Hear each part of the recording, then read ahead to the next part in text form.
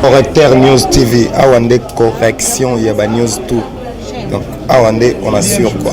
Suivez. Correcteur News TV pour avoir toutes les informations crédibles et fiables.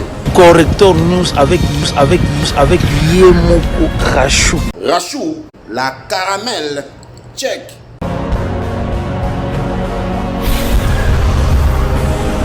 Donc, ils sont en République à Paris, et au sein de patron Abisso, ils allaient Vital Kamere, Paris Abisso à Kocha Abisso dans le monde de la politique, ils allaient Dr. Sele Yemba, on a tout bien gagné moi dans Maëlle, à découvrir c'est un homme simple, et puis à seper la ramakasi, où il y a un bassou sur ma motte nae, alors dit bana funa, bana boumou, dans un abino, parce que dans la moto à base. Donc, à tout moment, dans l'an de la révolution, il y a ma camarade, les canabumbo, na bossa de binoté. Puis, que te fait en 2018, Abi a reçu son candidat pour travailler sur ce tour dans Dengue Belé. Il a été élu, maintenant proclamé.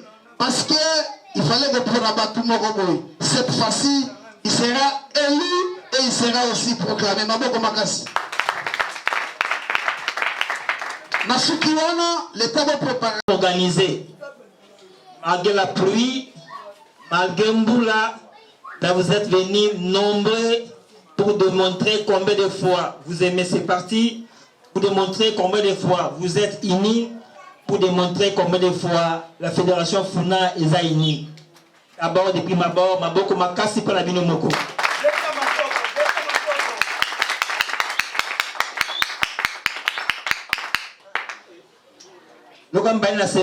Parce que na Bumbu, na Funa, je suis rempli de joie pour avoir été accueilli par des hommes et des femmes de qualité, ainsi que des jeunes dévoués qui sont là, qui sont dévoués à la cause de notre parti.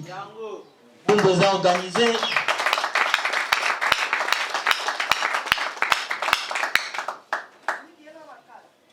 C'est toujours un plaisir au monde à Oyenesika. Un bureau, ma maman est responsable, ma papa est responsable, les jeunes dynamiques, ça fait beaucoup de plaisir. Qui c'était la Bumbu, vraiment aux élections, en tout cas, il y aura des députés à Bumbu, il y aura des bons résultats qui seront qui appartiennent à Bumbu. Vraiment, continuer comme ça avec cette organisation. Le coordinateur est à Funa, Basile, continuer comme ça l'organisation. Et puis, coordinateur est à Bumbu, M. Mike.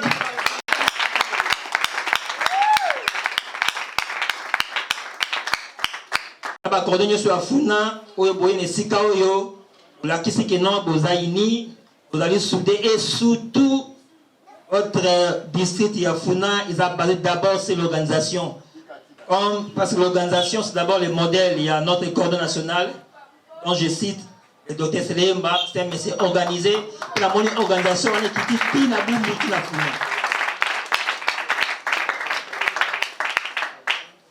Ceux qui te savent qui descendent à l'élo, parce qu'à niveau de la ville à Kinshasa, nous avons lancé un programme de descente.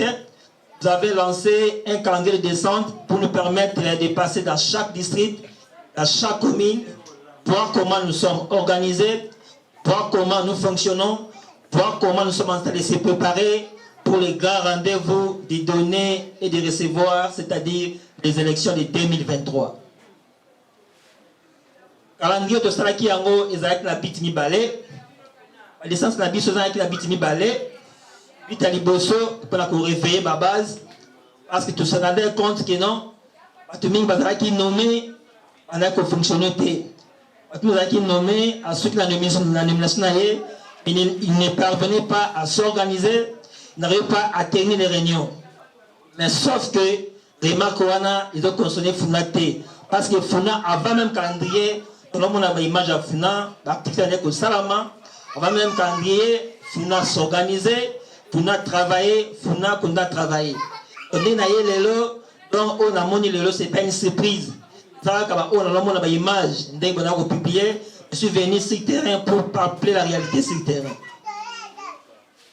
Et c'est une raison, il y a pas de centre de choses à qui, parce que nous sommes en train de préparer une grande activité à la fin. Et que aussi sa tournée, il y a 17 Nyonso. La Kinshasa doit pouvoir préparer une grande activité politique et activité et que ça la district Yafuna et précisément aux la Bandal. Après la descente, ça une grande activité la ville de Kinshasa où tout ça bengango assaut de la mobilisation. Assaut de la mobilisation. Il y a un monde qui est clôturé par des centres de salle. Ce qui a fait qu'on ne pouvait pas projeter une activité sans pour autant procéder par les actes préparatifs. Les actes préparatifs, les alliés qui n'est pas à Funa, le bateau qui est à Lukunga, le bateau qui est à Moamba, à travers ma haute commandée, nous serons en mesure de savoir ce qui assaut de la mobilisation à Bisso. Ça sera une récite. Ce qui assaut de la mobilisation à Bisso, ça va vraiment marquer.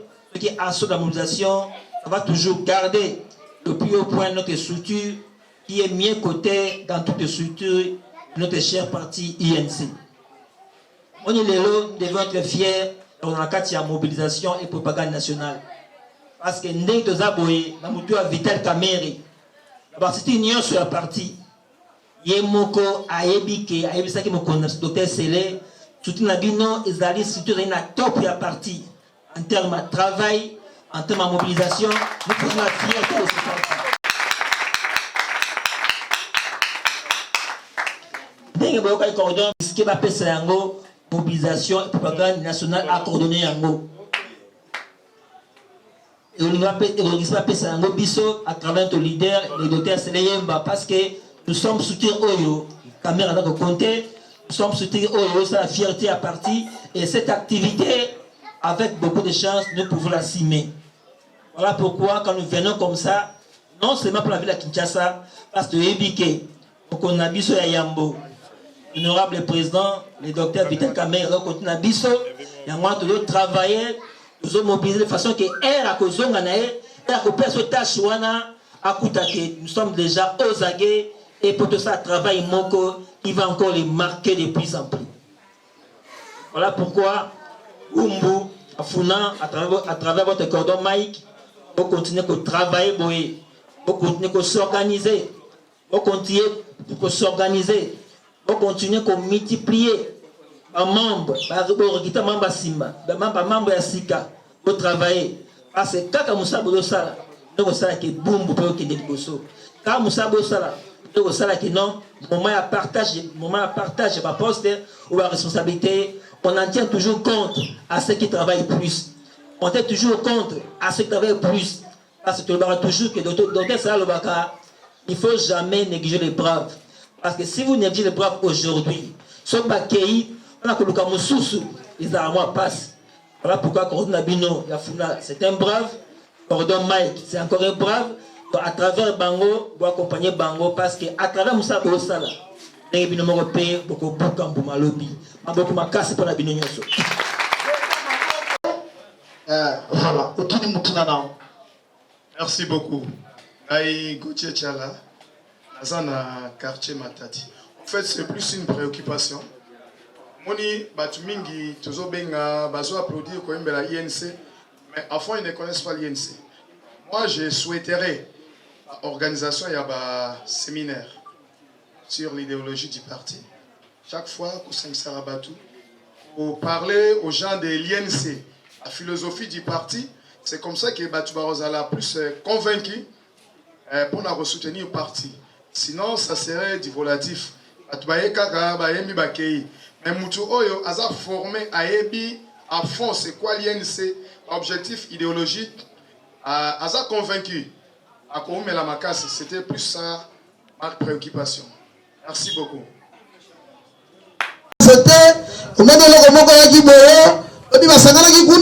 après ça, nasuka nde petit boy awa pa na biso makambo wana ezalaka te soki tobandene eloko koyoka moto azoloba ti aokende oshite oyoki ke abimisi mwa bwanya moko na kozonga ndenge nayaki te oyo batolandaki na radio oyo omoni boye bavande moko basambo oyo biloko wana epa na biso ezalaka te ti bayebisa biso balobi bakangi bolandaka video moko bayebisi biso balobi babato de pêche eza déjà tokobandole bambisi ebele bon tokotela badeba wana te okosenga na biso banso oyo aza na motuna oyo aza na proposition oyo azana mayele moko pona organisation ya Union pour la Nation Congolaise na district ya biso ya Funa akotombola loboko topesi micro alobi bandeko na biso bazali atokokoma tokoenregistre yango kaka ndenge tolobi na poko ya lelo préoccupation na biso nyonso bilili na biso ekokomela président national parce que président na biso azali mutu ya batu parce que président na biso ayokaka et puis oyo esalaka ke azala na bwanya ebele il est entouré avec batu oyo aza mpe mayele biso toza mayele tozali tout autour ya président national obwanya na biso wana tokobombaka yango na poche te tobimisi yango tokokomisa yango ti epa na ye yango omonake loko oyo apparemment ndenge ezaleli tushe na nga mpe eza na kati biso tozwa ngoyu ntango tozalaki kosala bamarshe mpe ke Kabila akende il faut président asambela na baéglise catholique. J'ai été appelé président lobi tozali tour na Funa il faut tokita na Funa tokita na commune Songolo et coordonnateur national Dr Sele abenginga alobi maître Basile pona commune nini président wa kosambela na lobi na zamwa na ngiringi président wa kosambela na Saint-Pidis.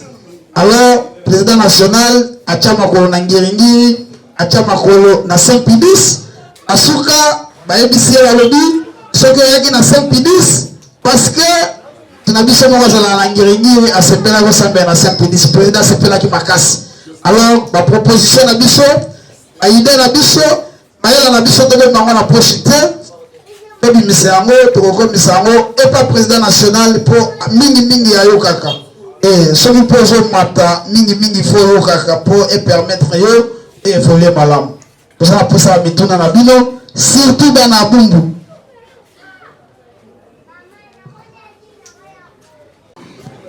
Alors mituna ba proposition na makambo oyo ezoleka etali baactualité politique nyonso oyo nyonso yo ezala yango kobanga na yo te koyoka na yo mpe soni te biso nyonso tozali bana ndako moko tozali bana papa moko kombo na yo Vital Kamerhe le pacificateur l'homme sérieux correct honnête.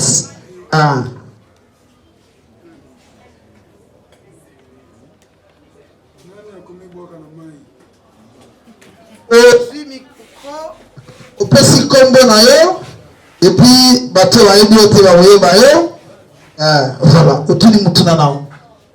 Merci beaucoup. Aïe Gauthier Tchala, Azana quartier Matadi. En fait, c'est plus une préoccupation.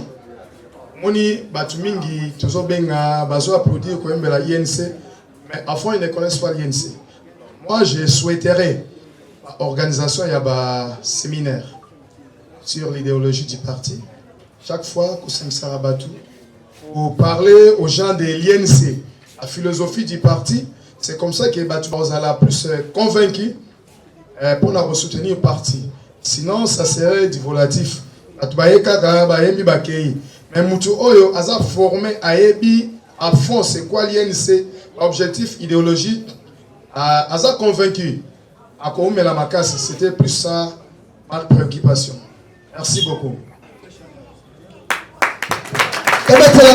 Alobi tozali na INC tozali na bumbu toyaka INC balobelaka biso INC et mingi faut to participer na formation idéologique to bana musindo INC za nini biso besoin ngolu ya ko participer pe na ba formation idéologique mo ebele recteur ya parti à l'époque ezalaki Bitapira banda koyebisa biso mingi moyo tosangani boyo toza na église te soki ezala baambition politique te porte eza polele bima okende na yo soki oyaki olobi na nga na ozela ye soki ako ministre nga na bonga soki ye nde nazo akompagne ye soki ye namoni esimbi ngai mpe osimba te na politique baya otindika mutu te parce que étoile na yo eza ya ye te oyo nzambe apreparaki mpo na biso mutu ayebi yango aza te.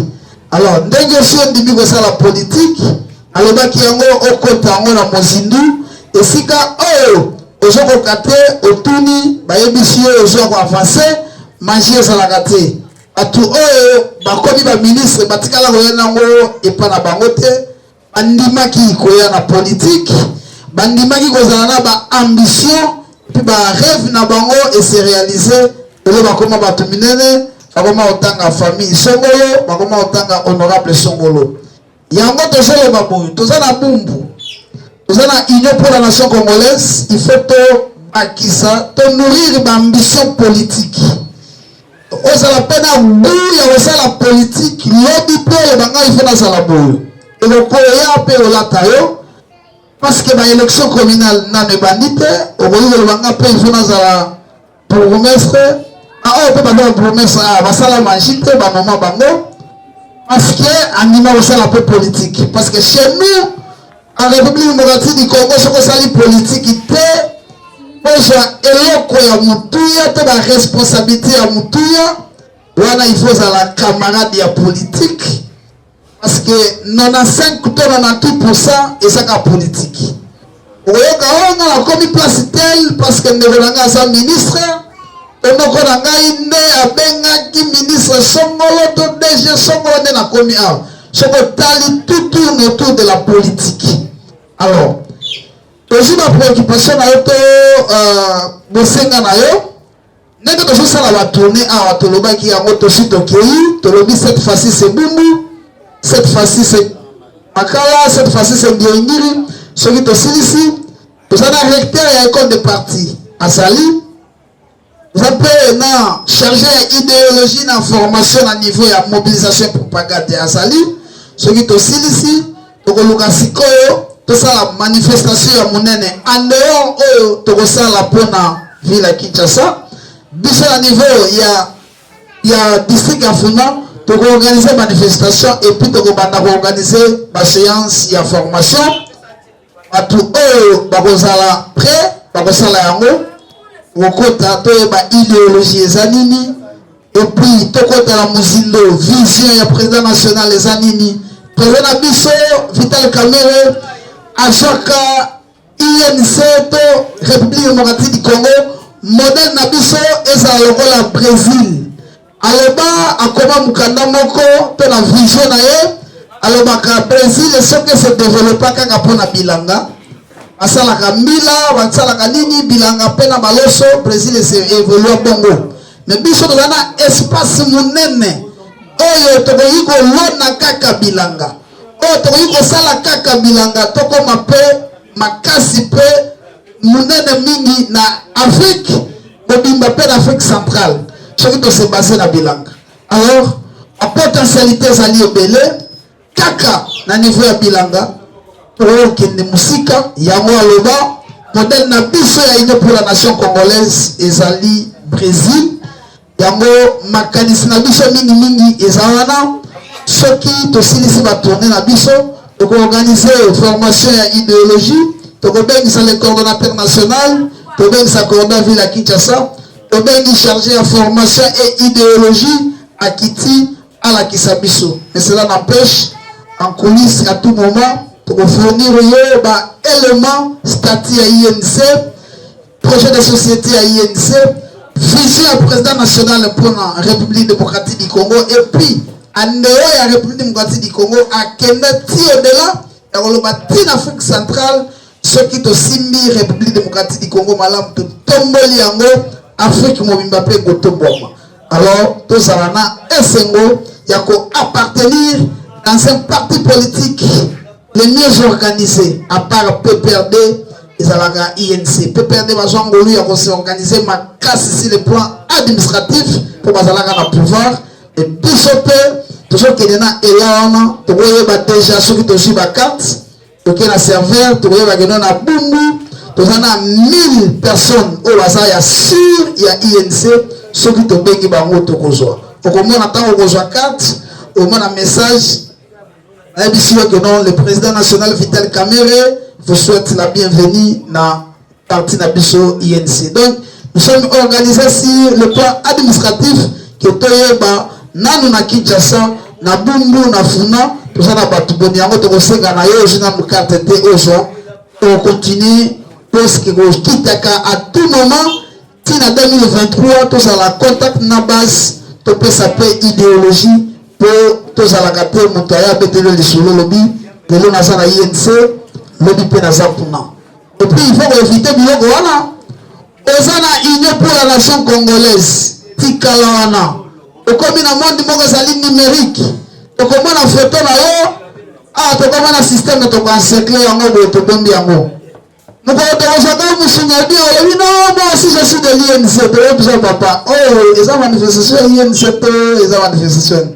Comme vous n'avez pas encore compris, il faut gérer nos temps, il faut gérer le temps, il y a pour eux bien. Ce qu'on est dans l'INC, Tika dans l'INC, tout le monde est allé, on va la presse servir dans le temps. Donc, comment on a intégré l'exa RT, la politique va l'exa RT. Comme il faut comprendre que nous avons la mobilisation et propagande, nous avons la cordon nangai, nous avons la mutu songolo, na kangamagaga et kosimba. Merci. INC INC la ligne juste n'a complété par rapport à la question Mboka Tunaki. Alors il y aura des séminaires qui sont organisés pour la population, mais d'entrée de jeu pour la Lélo, juste l'élément important concernant l'élément où il y a une drapeau. Au moni, couleur rouge, où il y a drapeau. Couleur rouge, où il y a drapeau, il y a ici les martyrs de la démocratie. Tout le monde sur la Congo, pour la lutte de la démocratie. On a l'inti ya Mboka échangé depuis indépendance tilelo. Aba kile na bango wana yango wana dapona biso amera za keledi il faut to tia couleur rouge et représenter makila batu nyonso bakufa depuis indépendance jusqu'à ce jour pour un changement pour la démocratie pour Mboka tambola bien.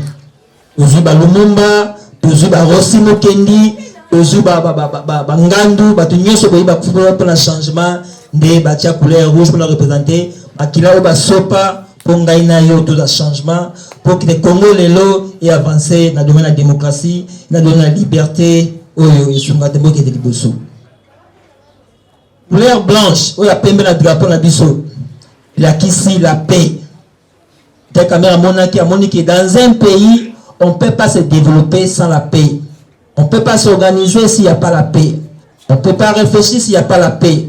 On peut pas voir, on peut pas bien éduquer les enfants s'il n'y a pas la paix. On ne peut pas non plus bien manger ceux qui m'ézatent. Et moi, kimia est très important. Et moi, la couleur à pembe et représenter kimia. On a besoin de kimia pour qu'il y ait des bosso. On a besoin de kimia pour tout la développer. On a besoin de kimia pour pas battre en malamu. On a besoin de kimia pour mboka itambola dengue sengebani. Bomoni oyo les roues métalliques. Roues métalliques wana bozomona wana ezali symbole ya travail. Peut-être que mona qui habite dans un pays pas za makambo za d'abord misala. Le travail valorise l'homme. Le travail crédibilise la personne. Le travail fait honneur à la personne. Donc il a namboka na biso Congo. Il faut misala ezala parce que misala ezali base à makambunyo surtout parce que misala ezali nde yango nde pesa ki moto parce que misala yango nde pesa ka pe personne te abatu on a tchaka ta pona biso gris métallique on va représenter musala le travail qui est très important pour l'avenir présent et demain d'une nation. Au moni etukambila o etukambila zakola kisa la RDC. Alors, Bambila, on est dans la population congolaise. À notre diversité culturelle. Ba Congo, ba Luba, ba Mongo, ba Chokwe, ba Tetela. Ils sont tous allés représenter le corps Bambila, on a représenter la population congolaise dans toute sa dimension, dans toute sa diversité culturelle. Et puis, pour conclure, au moins une flèche. Flèche dans la biso. Flèche la kisi une armée. Dit qu'éviter quand même que dans un pays pour être respecté, dans un pays pour bien protéger sa population, pour garantir la sécurité des personnes et de leurs biens. Il faut une armée à Makassi, il faut des soldats à Makassi. On va qui n'ont pas respecter, on va protéger Batou, on va sécuriser Mboka, on va sécuriser bien Abisso. On va faire caméra à chaque flèche, à chaque flèche, à chaque drapeau, à chaque signe Abisso pour la non, on ne peut pas construire un État sans une armée forte. On ne peut pas construire un État sans une police forte. On ne peut pas construire un État sans qu'il y ait armée dans la mesure, sans une armée de dissuasion pour sécuriser, protéger les personnes ainsi que leurs biens. Voilà de façon sommaire. Point tout salabino avant le séminaire où les corps basés à organiser dans un proche avenir. Et puis pour ceux qui s'agissent de pas pour le basé, ici là, je crois à travers le corps basé, tu organises un séminaire moi achat la carte, on sait que non, corps basé pour la boumbu. Nous avons besoin de listes à 20 personnes ou pour que tu reçoives la carte Bisomoko à notre charge gratuitement. Merci beaucoup. C'est la cordée Maboko. Et par la mission à l'IMC de l'Arabe, si pour la boum, vous avez 20 personnes, nous avons consommé la banque ma carte et pas cordon national, il y a ville à Kinshasa. Batoro Bazaka la carte à salle Awa, et liste de Tambola.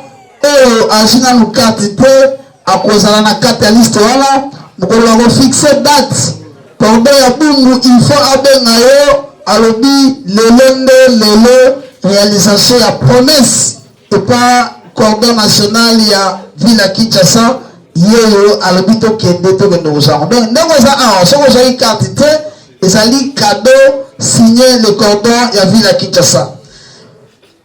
Ce qui question M. Zali au retour, par rapport à roue métallique, cordon le bien Zali Moussala, et puis le bibo Moussala et par la bicho et Zali rotatif. Au pas dire roue et Jean Baloukat.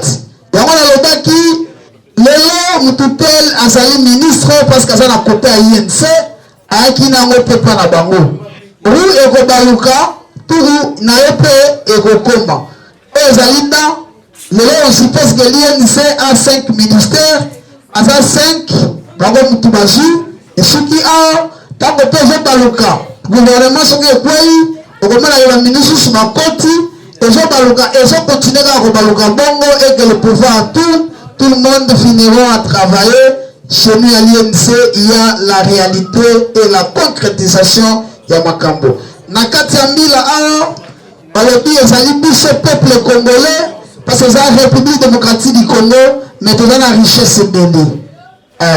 Yango mille personnes là qui sa richesse, et ça que richesse wana, ils sont à Congolais de fait toujours na yango. Yango problème national à l'obaki mbila, et ça là mbila, toi vous ça là mafuta mbila, toi vous ça là yango mafuta ya ndika kaka na mbila pe to yuko sala yango ba loko moko basala ka bachaka na pondu ya limbombe soki ni bachaka basala ka oyebi basala pe mosaka basala pe savon mbila ezali na ba vertu ebele yango projet lobaki comme République démocratique du Congo ezali na ba potentialité ebele bana maele bazali bate maele bazali richesse ezali ebele yango a symbolisé qui République démocratique du Congo na population na bango nyonso awa. Pendant le dit ezali détermination. Au moins dit flèche eza détermination. Soki tozota ba film makala au mona ke bapi na biso ya kala bazala na biluki te bazala na ba flèche. Soki oyo ngoya ko attaquer bango soki batindeli bino ba baka pe flèche wana pamba pamba te. Soki atindi yango il faut zala simbi ebomi esali ni pe ezali signe ya défense yango pa na biso tozali fier makasi ya ko appartenir na parti oyo ezali parti boko ya monene mutuna soki ezali ya suka toko senga ezala pe ke et permettre biso de clôturer manifestation na biso ya mokolo ya lelo.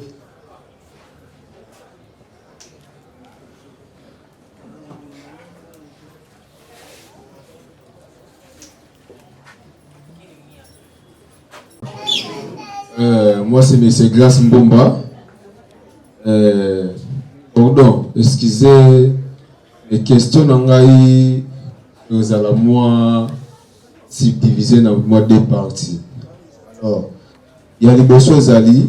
C'est ma toute première fois à participer dans la matinée politique, dans la réunion politique. J'avais une préoccupation concernant la gestion du pays et puis l'indépendance jusqu'à présent. Donc, ils sont rares, selon moi, les gens ministres qui travailler bien, gérer bien le ministère dans Bango. Parce que je pense que on doit revoir aussi concernant les ateliers de formation, même sur le point de comment gérer les ministères. Parce que le problème c'est quoi? Ceux qui ont géré bien, ceux qui ont besoin de la population, ceux qui ont géré bien, j'ai fait déjà campagne indirectement à partir de Bisso. Ceux qui ont géré bien, na kati ya famille ya bandeko baza na ministère o baza parfois à politique bango pe baki o be masango ya parti na biso en tout cas bato ya parti na bazo gérer bien. Même la bonne gestion fait la publicité de notre parti. Et là qu'on a na loba yangwana. Deuxième des choses et puis parce que on a plus parlé de la politique, mais je pense qu'il n'y a pas que la politique. La politique est au sommet. Mais il y a des secteurs non apolitiques ou politiques qui sont gérés. Dans le Baranabiso, par exemple, l'armée est apolitique. Oui, mais c'est les politiques où on peut-être les généraux. N'est-ce pas? Voilà. Alors, secteur Moussou souffre totalement. Parce que la force est cause à la politique. Surtout que on a la capacité de réfléchir, comment se répandre cette force, même dans le secteur où il y a politique, ça va redonner encore la force dans la partie. Ce n'est que ça ce que j'avais à dire. En tout cas, merci beaucoup.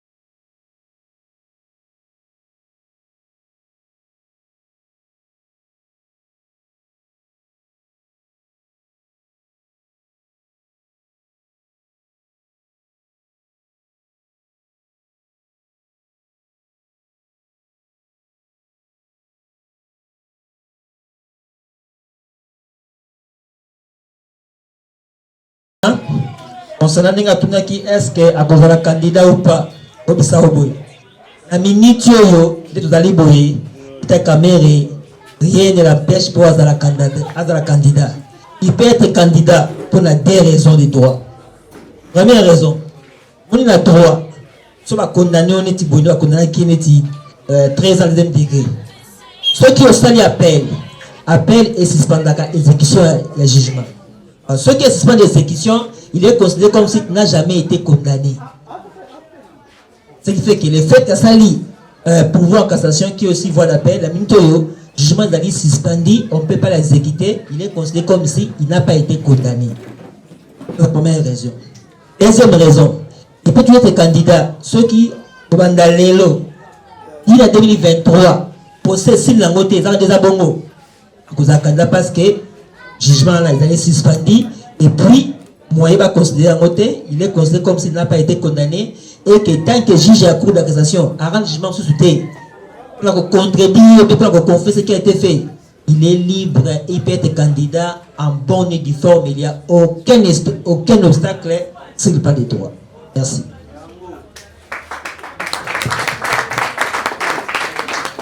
Nous avons décidé que ceux qui sont candidats pour ça la congrès Nabiso, ceux qui sont en 2022, début 2023, pour ça la congrès, et nous avons décidé nani a la candidat à INC. Si on a qui na TV, allez la bilobela, on va dire, bah il s'en a biso na réunion, que congrès des organes suprêmes a décidé ceux qui n'ont la candidat à INC. Non, le aujourd'hui on va passer congrès côté. Ata président lelo, avant ça biso de non des ça na ça candidat bobo te fait biso et de décider na congrès parce que parti ça biso de lobby non,enge ça Yendo za la candidat na biso, to biso de soutenir mon total. To la décision au congrès. Merci beaucoup de remercier biso dans son Tondima qui va répondre à l'invitation à l'élo. Et le dit cette fois-ci c'est Bumbu. Ah, to descendre peu to gende Makala. Après Makala to tambola na ba commune nyonso. Et remercier biso dans son Tondima qui kotika misala na biso pour participer à l'activité eux. Donc et botika la gravé na histoire de la mituna biso était nous allons un jour après moula to sanganaka place songolo aloba moko le bamaka melelo na komo na ngolo le soko kisama to na politique te botika mutute to ça la politique na ndenge ya solo et ko futa biso lobby yendo ko la chef du quartier bokomasa ya Bumbu mutumo boto ministre provincial député provincial de DG parce que on dit maï au na INC et puis lelo okomi place wana okoma un témoignage le président Sonyo Sombote nous allons na phrase na biso ya secrétaire général Billy Kambale oya lobaka chikicha merci.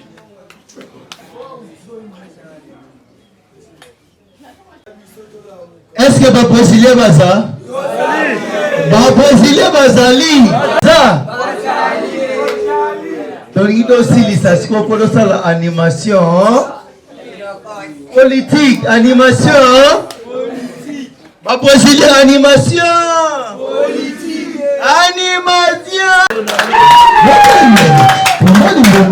politique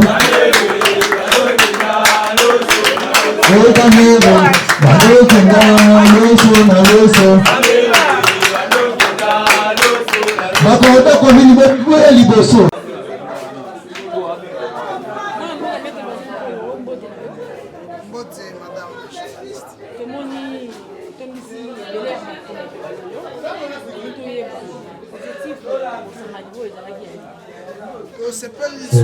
la présence de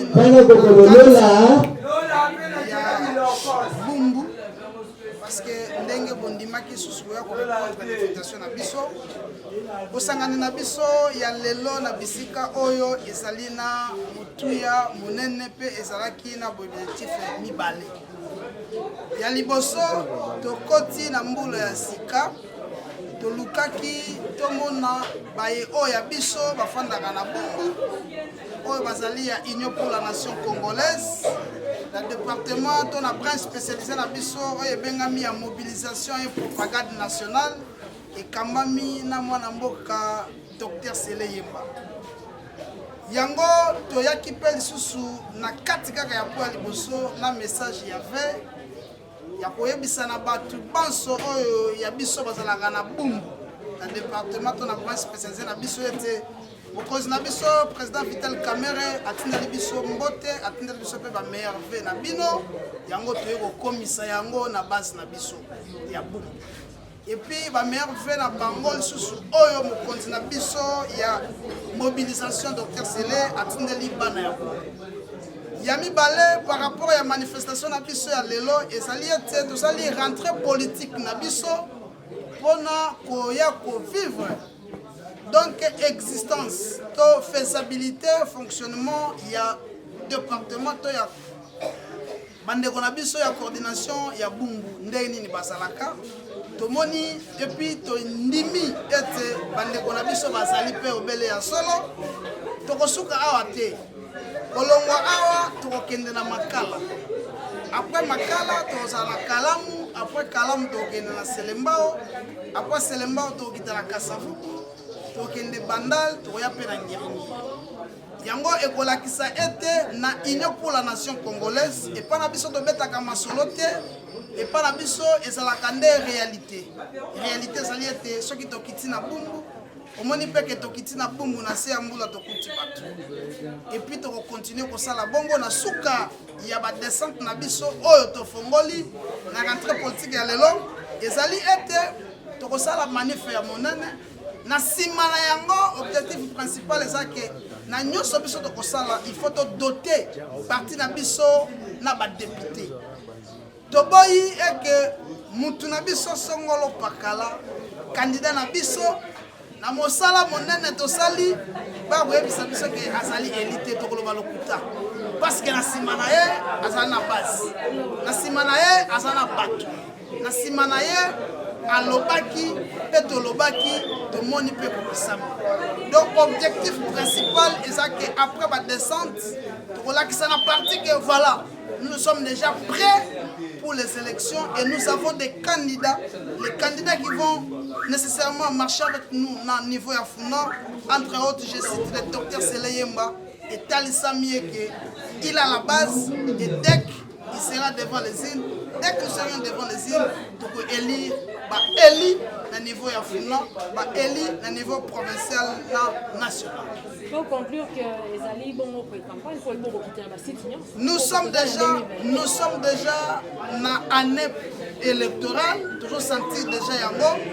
Toboyi to yaga na décembre, toboyi to yaga moment ya baloso, toboyi to yaga ni yango moni biso to bandi vraiment na janvier, to bandi siko kokita na ba commune nyonso oyo président national Vital Kamerhe na mwana mboka Dr Sele Yemba basepela qui était to diriger Funa na équipe mobimba ya makasi tozana yango pour démontrer que nous sommes des hommes forts et au travers de notre travail de Rosala pour bimisa mbuma ngo et Rosalande ba député à niveau provincial à niveau national parce que na quatre na biso tozali na batu oyo bazali capable il y a pour représenter la population à niveau de l'hémicycle.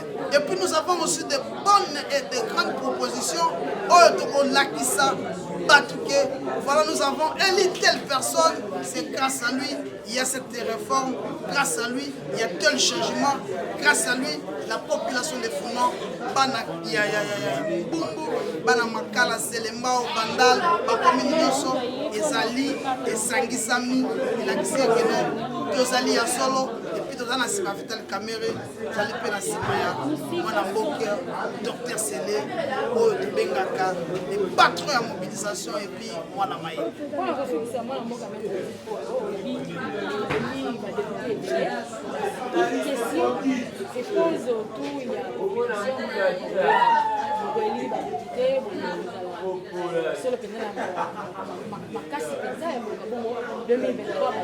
kasi bongo na bongo nani pour kopesa mwana maboko na mwana mboka Félix Tshisekedi to komisa bana to be ozanga bitanga yango tolobi boyo na union pour la nation congolaise tozalaka na ba instance oyo décidaka alors na minute oyo biso tozosala mosala omoni bato toza komobilize parce que nous sommes de la mobilisation bango nde tokozala na bato banso na niveau ya congrès nde na mokolo wana tokodeside tolobi mpo na biso bamambre ya INC mpo na biso bakongolais oyo ndimi to évoluer na monde politique na branche ya mobilisation et propagande na niveau ya INC to sepeli to tolobi mutu oyo il faut biso to nego élire comme président de la République dans la mututelle. Donc la dernière décision et cette décision sera prise dans le congrès oyo ko salama soit à la fin de l'année soit au début du mois prochain parce que toujours kende malem to boy tango to koloba batu batata bala mena minute oyo batu banso baomona musala to ça nous sommes sur le terrain nous sommes l'unique et le seul parti politique qui est en ébullition. Nous sommes sur le terrain à tout moment pour préparer les élections, les vraies élections. Nous avons besoin des élus parce que tu es bigué, la minute oyo, il faut la député, il faut la base. Il faut la base bien sûr les alliés, la funa, il faut la base. On dit que tu es nassé à Moula, on dit que base. Nous allons continuer à travailler, nous allons distinguer biso la bataille.